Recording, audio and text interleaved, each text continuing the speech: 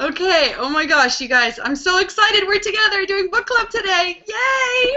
So I have my good friend Jennifer Dukes Lee and Jackie Watkins with me today, and two of my favorite women in the world who have inspired me as moms and as writers, and I thought they could quickly take a minute to introduce themselves, and then we're going to be chatting through chapters 6 and 7 today and wishing you were with us in person too.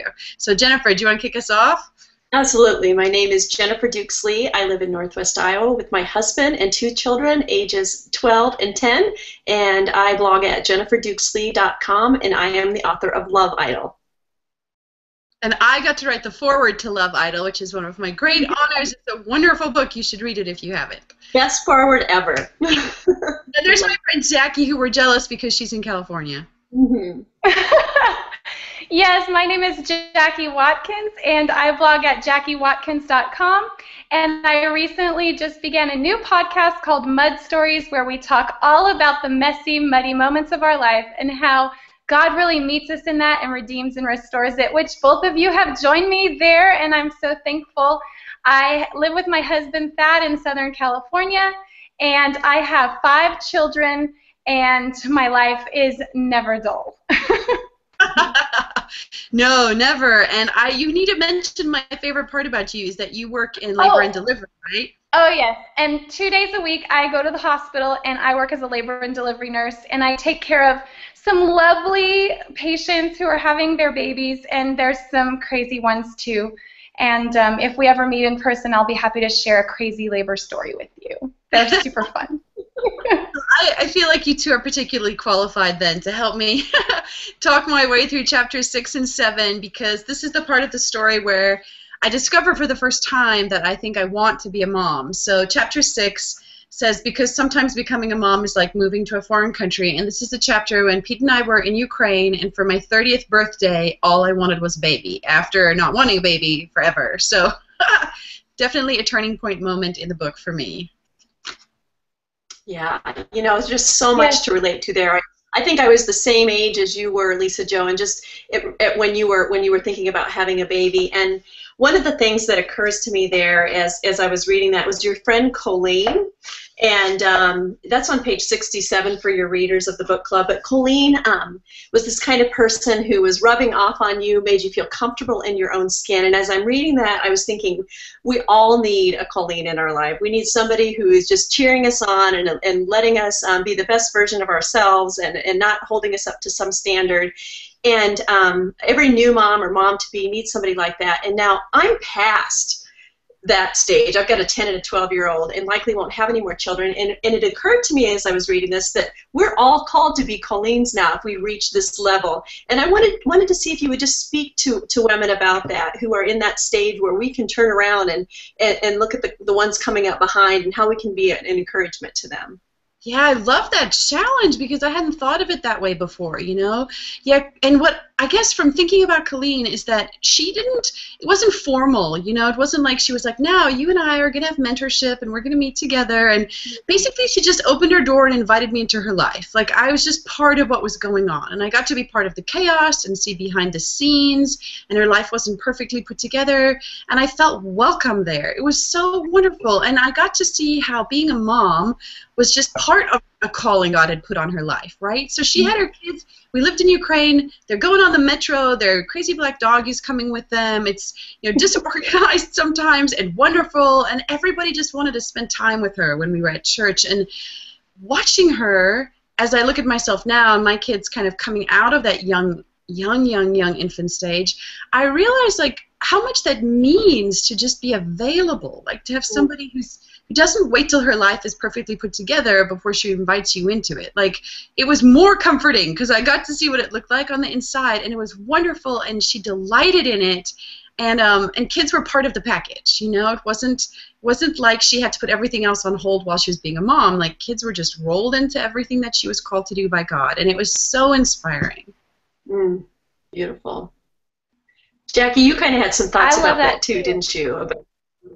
Yeah, well, I love not only how Colleen participated in helping open your eyes to what was happening in the life of a mother in a real way. I mean, you got to observe exactly what her life was like, and I think you know, we probably do that every day. There are people watching us be moms, people at church, people at work, people, you know, just in the community. And what I think sometimes we don't even realize maybe the impact we could be having on people by just showing up to do the mundane things of motherhood, you know, and trying to be put on our happy while doing it, you know.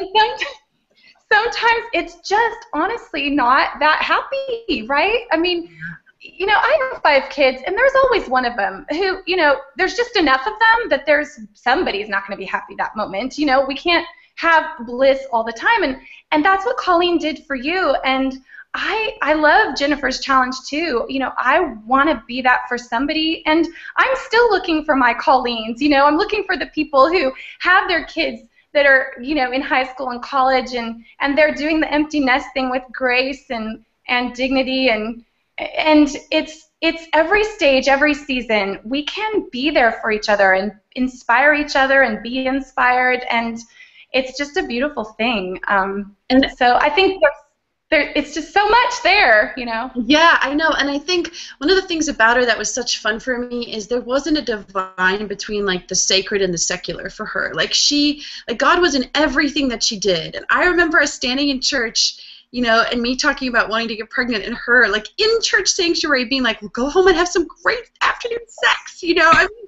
who does that? Like that was the best.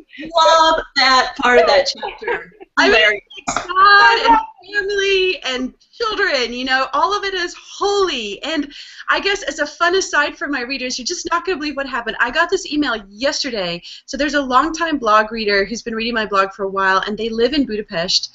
And she emails me, and she's like, I've just been struggling and feeling kind of alone. There are missionaries there, and I'm reading your book, and I just got to chapter 6, and I'm reading all about Colleen. And she's like, and I just realized this is the same Colleen I've been in Bible study with for the last 6 weeks, because Colleen and her family moved from Ukraine to Budapest. Yes! Yes, I'm not joking you. And she's like, I've been praying for a mentor forever, but I don't know these women very well, and I read your book, and now I'm going to go up to her and be like, I need you to be my mentor like you were for Lisa Jo. How crazy is that? Fantastic. So I just had to throw that in there because I literally could not believe it. And I'm very jealous because she's so wonderful, and they were here last summer, and we basically talked for 6 hours. They were here, and she and I just sat and talked for 6 hours straight. We let our children watch as much TV as they wanted to and eat as much dessert as they wanted to, and just absorbed each other. And, you know, we don't see each other very often, but that kind of friendship and mentorship can be sustained across miles and years. So, yeah, Ukraine, motherhood felt like a foreign country to me, much like Ukraine. But when you have women like this in it with you who are prepared to share their stories, and my stepmom, Vanda, was the same. You know, Colleen in Ukraine and Vanda in South Africa, people who open up their lives and their stories and model what motherhood can look like is just, you know, it's the stuff of courage and DNA. Mm-hmm.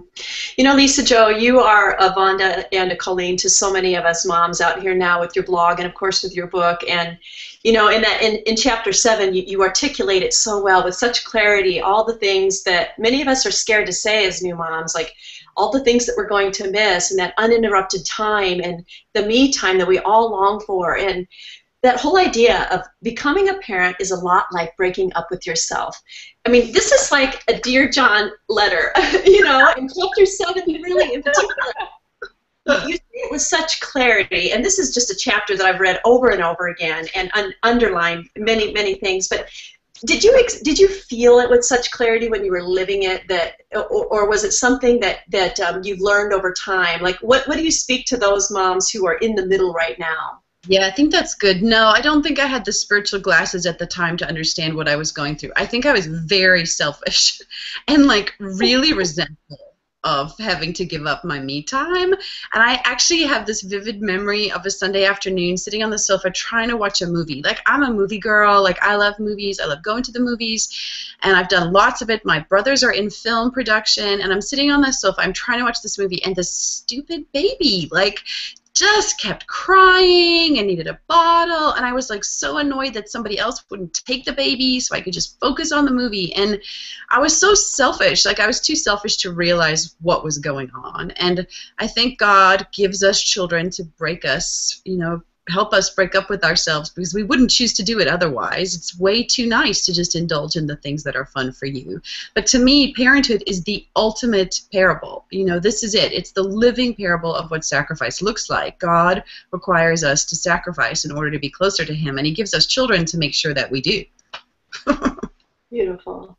Yeah. One of my favorite parts in this chapter was the part about how you had just come home from the hospital in those first few days. I mean, we can all remember the desperation of those first few days, and really the first year is often a blur, just because their physical needs are so demanding. And yet you were in the bathroom, and Peter walked in on you, and you closed the door. And I love how he was just so assertive, and how he just said, "Stop it, you know, you are beautiful, and this is my wife, and the woman who gave birth to my baby."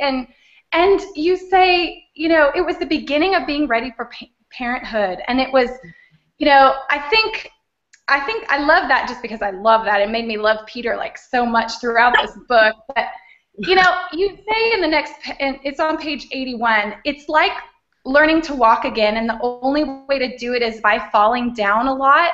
And in this chapter, there were so many illustrations that were just so, like, comedic relief about, you know, the baby projectile vomiting on you in the middle of the Bible study. And I mean, all of us have had that happen, and you just wrote so beautifully all of these experiences that made us say, me too, you know, that happened to me, and Lisa Jo gets it, and I'm not alone. And yes, breaking up with ourselves is so painful, and yet speak to how that foreshadowed a way for you to see God. Yeah, wow, you hit on so many of my favorites in that chapter too. It's so fun when you hear it resonate with others. You know, that story of me and Pete in the bathroom, I had never told that out loud. Like, Pete and I had never even talked about it since it happened, and then I wrote it.